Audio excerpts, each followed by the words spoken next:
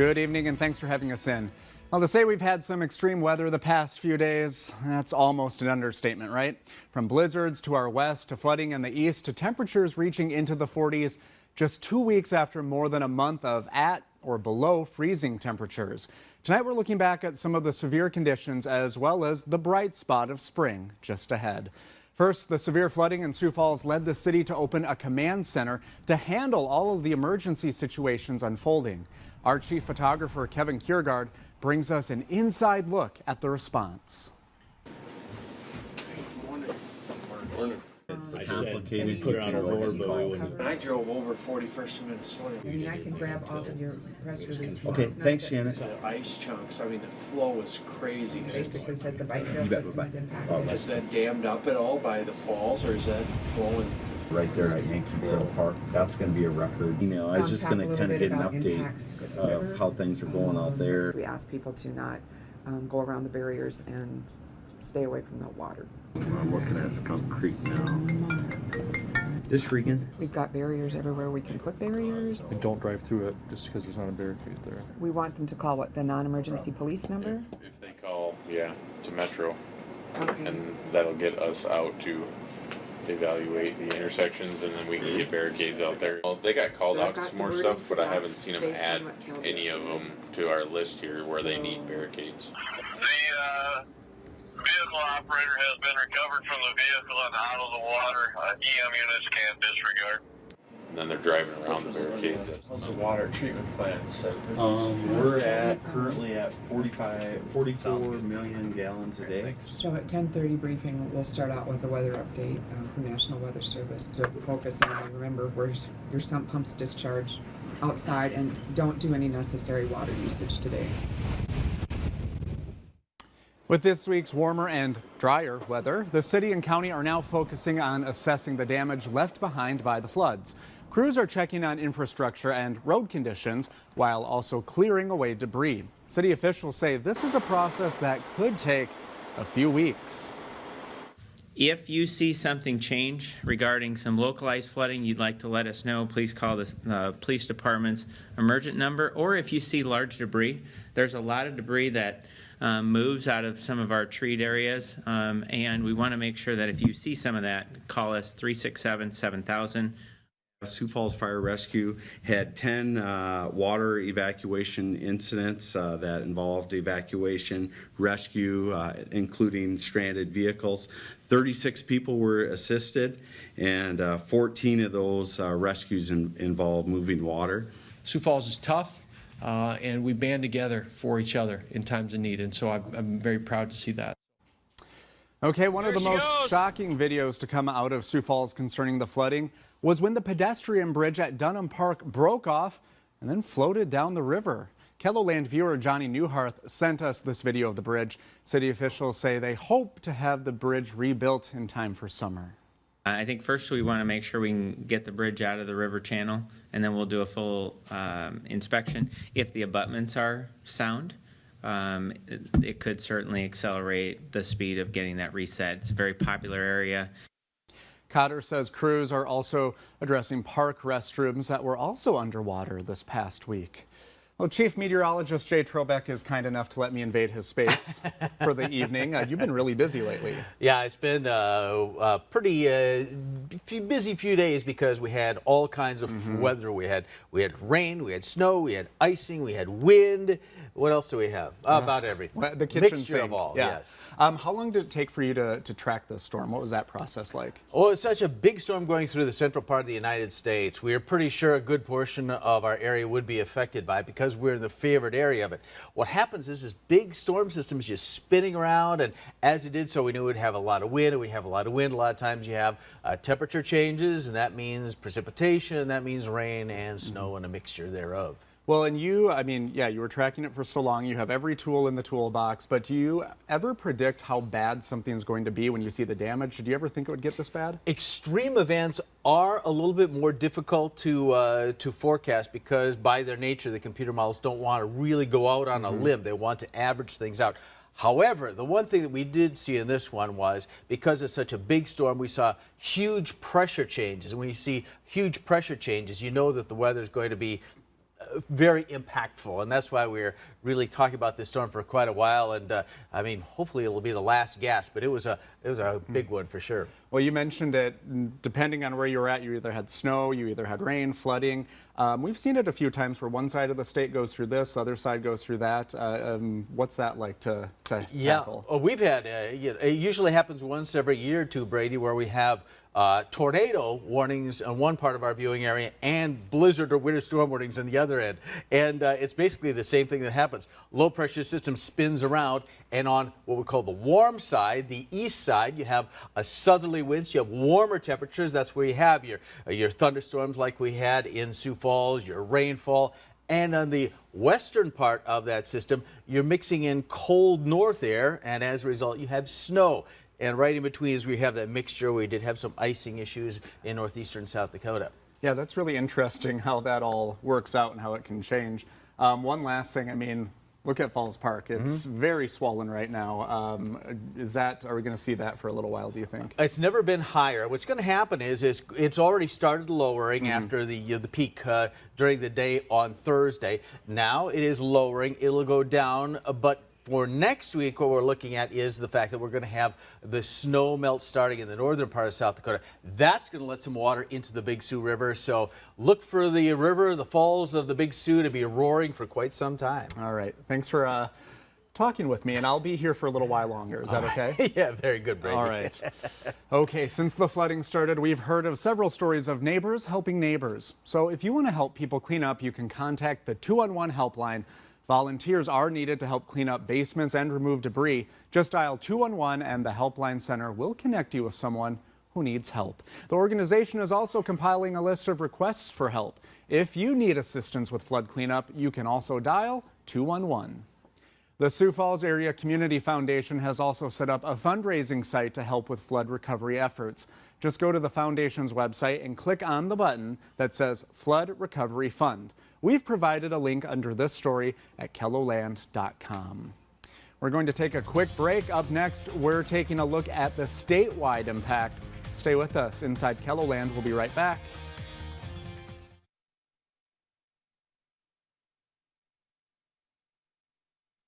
Her dogs are loving the weather. Kelly captured the flooding in Armour. She took these photos after heavy rain left a lot of the town under floodwaters. People in Armour are dealing with flooded basements and stalled cars. Kathy sent us photos of flooding by the SDSU Frisbee Golf Park in Brookings. And finally, Carla Hofkamp tells us she is keeping her South Dakota optimism alive during this March storm. Summer can't be far off, right? If you have pictures of the snow and flooding in your area, we'd like to see them. Send them to youshare@KELOLAND.com or use the hashtag KELOWX on social media. They may end up in our online gallery and on air. Yeah, we love getting those photos and those videos. A lot of impressive stuff. So Jay Trobeck is back to talk about the snow. We talked about the flooding, but the snow and wind out west was really something. Oh, yeah, it really was. We had full-on blizzard conditions, and as you saw in some of the pictures, some of the videos, it can be life-threatening, and especially livestock at this time of year, especially calving season going on, things like that. There's a lot of cattle to take care of. There's a lot of work to do, and boy, hats off to all the farmers and ranchers. It's a tough one for them when this happens, and hopefully they got through it all right. Yeah, have you seen, I guess, snow like this so late in the season? We have little snows, but this was a lot. Yeah, it does happen, and usually this time of year, what you get those wet, sloppy snows. Now, the one thing that we did have in our favor was the temperatures were mild. Even though we had north winds gusting over 50 or even over 60 miles an hour, our temperatures were in the 30s for most of the time, so at least we didn't have to worry about that Arctic air that we would see if it happened earlier in the season. So does that create an issue then with melting? Because we want to melt it, but if it melts too fast, that can be an issue too. You're exactly right, Brady. That is a problem, and that is one of the reasons Sioux Falls had so many problems, is because the temperature remained above freezing all night long Wednesday into Thursday. So there was no time for it to freeze and then rethaw. And that's what we want this time of year. We want to have a snow melt where you have warmth during the day, but then it drops below freezing at night. It locks everything up, and then it slowly lets everything go the next day again. And that's the type of snow melt we like. And unfortunately, that's not what we had in Sioux Falls and much of southeastern KELOLAND on Wednesday into Thursday. So, and one last thing, like that woman said, Summer's not too far off, right? That's right. Well, spring begins on Wednesday, but the other thing is our forecast is looking pretty good for what we want to see, Brady, because what we're looking at for the first week as we begin spring is it looks like we're going to see warm temperatures, warming especially toward the end of the week, but it does look like our temperatures are going to drop back below freezing at night. So that's the scenario we want. And the other thing we want is a lack of rainfall, a lack of snowfall, and most of the week looks like it is also going to be dry. So the forecast is actually looking like it's going to be paying us back for what was a pretty rough last week. Well, I think people's ears just perked up. So we're going to go back below freezing after this long stretch? Back below freezing at night. At night, okay. So that's what we want. We want it to be warm and melting during the day, freeze up at night, and slow down the whole melting process instead of getting these rushes of rainwater into the rivers and streams and lakes. Okay, I think we can handle that. Yes. All right, thanks, Jay. Well, stay with us. Inside KELOLAND is back right after this. Welcome back to Inside KELOLAND. With a blizzard in the west and flooding in the east late last week, Governor Kristi Noem opened South Dakota's Emergency Operations Center. This is great to have this open so that they can coordinate all of our efforts. They have a one-stop shop to make sure that they get all the resources that they need. Well, if you were not affected by flooding on Thursday or Friday, the water could still be coming, depending on where you live. In Yankton, the Army Corps of Engineers is increasing how much water it releases from Gavins Point Dam. Well, they say this is due to an influx of water the Missouri River will be getting from the Niobrara River and the other watersheds. Well, this is how the year ended for Great Bear Ski Valley in Sioux Falls. General Manager Dan Greider says the lower lift was flooded this week. Well, the park even had to move up its Snurt Fest to today. And the snow and flooding can be very traumatic for those living through the extreme conditions. The video coming out those areas is also pretty impressive. KELOLAND's Dan Santella was in one neighborhood on Thursday as Sioux Falls Fire Rescue evacuated some of the homes. We got 5 people over here already. Anthony Hurd's day dramatically changed with a phone call. I got a call from my wife, asked me to come home because she was scared, so then I came home. I had to walk through the cold water, got home, and it just kept coming up. Within an hour, it was in my backyard. Then the next hour is in my garage. The water kept getting deeper and deeper, and it happened really quick. And then all of a sudden, it was just all the way up to our house. And they came knocking on our door telling us they'll help us get us out. They were just a few of the people crews rescued on South Minnesota Avenue. Crews took them to higher, safer, drier ground. I was happy and relieved at the same time because I was going to ride it out, but man, I'm glad they came because I don't think we would have made it. It's one thing to see a hero in a TV show or a movie, but something else entirely when real-life heroes lift you up from scenes like these. Sioux Falls Fire Rescue clearly has this family's admiration. They're really nice, and I'm happy that they came and helped us, and that all you guys should stay warm and stay safe. Oh, I love the fire department. I watch Chicago Fire all the time. So, but these guys are the real deal. They came, got us. Appreciate it. Couldn't have said it better myself. Our first responders are great. Well, for people in Sioux Falls, if you need to report a flooding problem in your neighborhood, call 367-7000. There's a separate number to report any sewer backup in your home, and that number is 367-8191. The Sioux Falls Regional Landfill is waiving entry fees for the next few weeks as people clear away the debris from the floods. Fees will be waived through March 30th. You can bring carpets, sheetrock, and furniture that were damaged by all the floodwaters to the landfill. Loads larger than 5 cubic yards will be required to pay the entry fees. After the break, Scott and Brian join us with a look back at where the flood started and what we can look forward to once spring finally starts.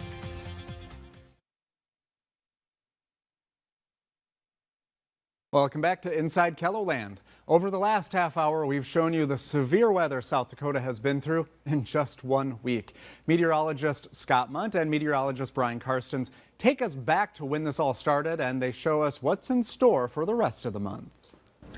Well, it has been a very active week of weather across KELOLAND. I'm Brian Karstens, joined by Scott Munn, and just kind of recapping the week events. And of course, this started, Scott, about a week ago, last weekend, when we started with rain in Sioux Falls, snow in other locations across KELOLAND. Everyone was all excited to get above freezing. That was the big thing, because it hasn't happened since the beginning of February. When it did, unfortunately, it came with rain, some freezing rain and snow, which had a lot of water content to it too.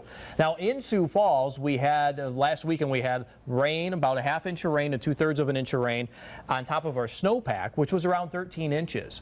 Well, what happened was our storm drains were plugged around the city, so we had some localized flooding around the city itself. We were able to get out there and clear some of those drains. It was great because then, of course, all that water will go down. That was more or less of a precursor as to what happened earlier this week.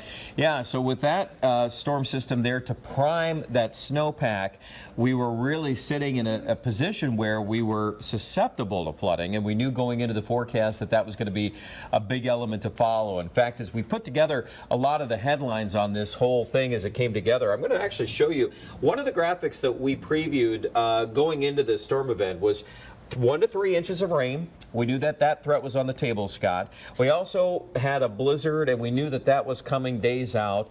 And then, of course, there was an element of ice, which is sometimes a tricky deal. Temperatures have to be just in the correct zone to feature ice, and we did end up having that in Summit, Washington Springs, South Shore, just to name a few communities there. Yeah, not that wide of an event, but if you're caught underneath it, then yes, you had a pretty big event yourself.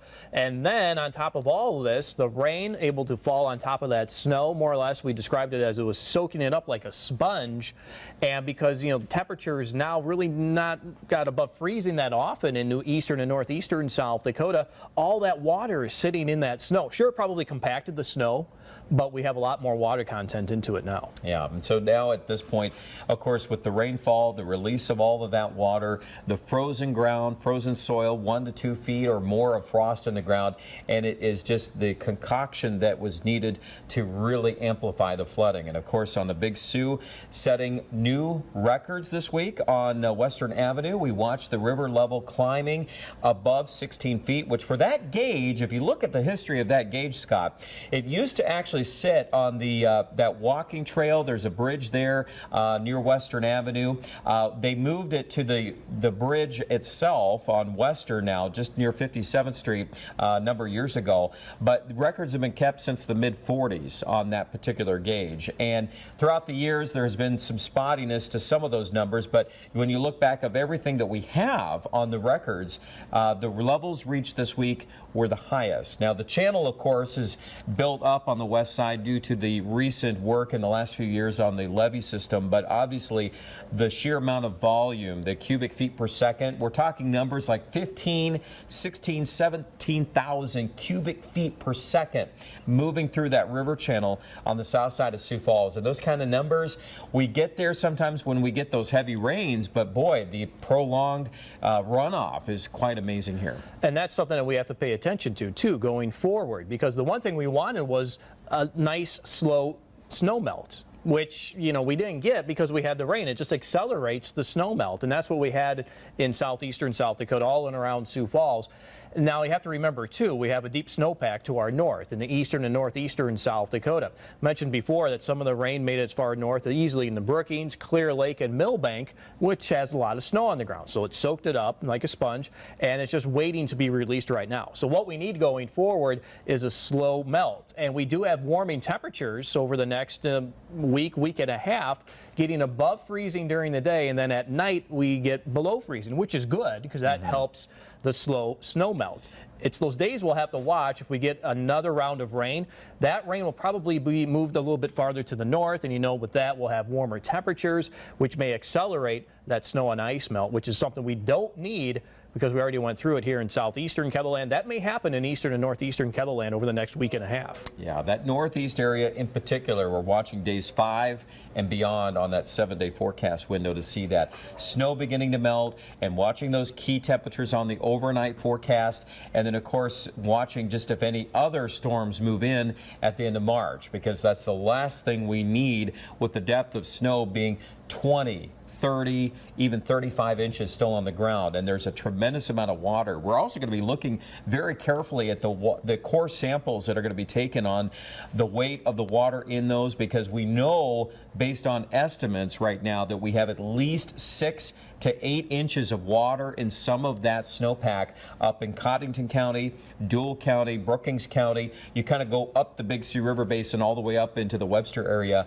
It's a lot of water. So it's really key to watching the progression of that melting process. That's going to really dictate a lot of what we see here the next couple of weeks. Unfortunately, it's almost like a ticking time bomb as to when this water and the snowpack and ice will be released. Yeah. Especially if we get these numbers back into the 50s, maybe 60-degree weather can return as we go later into the month of March. Yeah, it's everything people want. They want it to be warmer, but it's going to come with a catch. So we'll continue to watch that weather forecast carefully the next several days and keeping an eye here in the Storm Center. Well, I have to say, we have a very good weather team, I think. Oh, well, you're very kind. But hardworking guys, those guys in the morning, they're up in the wee hours of the morning getting things done while you sleep. They're putting together their stuff. So when you wake up in the morning and see them on TV, they have actually been at work for a few hours working on the things they're saying. Oh, I do not envy that schedule. When we have big storms like this, does everyone just kind of plug into where they need to go and what they need to do? And does it work pretty well like that? I think so. The four of us have been doing this for quite a while, so we know what's going on. The thing that becomes in a high-impact event like this, the thing, a little inside baseball, we have to have our forecast done by 3 o'clock. The Weather Service doesn't put out their wings to 4, and we have to have our stuff done before we can get to the warnings and stuff so that we have everything ready to do at 5. And it really does help, actually. Our producer makes us cookies, and that helps, too, to power us through. Those are good cookies, so I hope he shares. Thanks, Jay. Well, you can find out more about today's topics online at KELOLAND.com. Just click on the Inside KELOLAND section. Join us every Sunday following the 10 o'clock news right here on KELO TV. Thanks, everyone.